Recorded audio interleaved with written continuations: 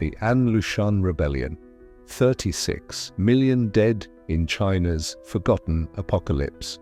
In the long, winding corridors of human history, some of the deadliest events aren't just forgotten, they're erased. You've heard of World War I. You've studied the Black Death. You know about the Holocaust, but you probably haven't heard of the An Lushan rebellion. And yet, it may be the deadliest war in human history. Not 1 million dead, not 10, 36 million. More than World War I and the Napoleonic Wars combined. So how does something this massive disappear from collective memory? Let's open the scroll and unearth China's greatest apocalypse. The year is 755 AD. The Tang Dynasty reigns over China, a golden age of poetry, art, and prosperity. It's the most powerful empire on earth. Silk flows like rivers. Cities burst with life. The Emperor Xuanzong sits atop a nation so rich, so cultured, that many call it a paradise on earth. But beneath the surface, the empire is rotting. Corruption seeps into the courts. The imperial guard is bloated and soft. And outside the capital, warlords grow restless, waiting for their moment. Enter An Lushan, a general of mixed Sogdian and Turkic descent. An Lushan rose through the ranks of the Tang military like a force of nature. He commanded over 200,000 troops stationed in the northeast frontier. He was charming, ruthless, and, crucially, trusted by the emperor. Too trusted. By 755, An Lushan had grown tired of serving. He wanted more than power, he wanted the throne. And he knew the Tang military, soft from years of peace, couldn't stop him.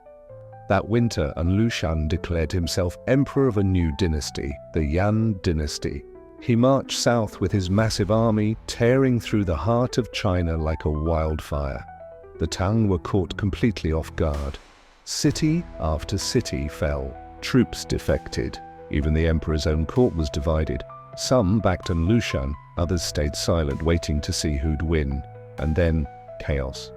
In 756, as rebel forces closed in on the capital Chang'an, Emperor Xuanzong did the unthinkable. He fled. But before he left, his guards demanded the head of his beloved consort, Yang Guifei, a woman they blamed for his political failures. Xuanzong wept, but he gave the order. Yang was strangled on the road. With her death, the golden age of the Tang died too. The rebellion tore the empire in half. An Lushan took the capital. He declared himself emperor, and then he lost his mind. Paranoia consumed him. He began executing his own generals. He trusted no one, not even his own family. In 757, just 2 years after launching the rebellion, An Lushan was murdered by his own son, stabbed to death in his palace, half blind and insane. But the war was far from over. What followed was nearly 8 years of hell on earth. The Tang royalists regrouped and launched counterattacks. Cities changed hands repeatedly. Famine swept the countryside. Farmers were pressed into armies or slaughtered as suspected rebels. Bandits flourished. Entire towns disappeared. And worst of all, the massacres. In the city of Yangzhou, Tang forces reportedly killed over 10,000 Sogdian and Arab merchants in a single day, accused of siding with An Lushan. In Guangzhou, over 120,000 foreign traders, Persians, Jews, Arabs, were exterminated in an ethnic purge. It wasn't just war, it was collapse. Fields were abandoned, irrigation systems shattered. Trade routes vanished. Parents sold children for food. Neighbors butchered each other over grains of rice. Some turned to cannibalism. One Tang official wrote, "In every direction bones litter the fields. The stench of death fills the air. Even the crows have flown away, unable to feast anymore." Entire provinces depopulated. A region that once housed millions became a silent graveyard. Monasteries burned, poets hanged, temples looted, The Tang eventually clawed back power in 763 ARM, but what they won back was ashes. The empire survived, but barely. The economy was shattered. The army never fully recovered. The centralized government weakened forever. And the golden age of the Tang was over.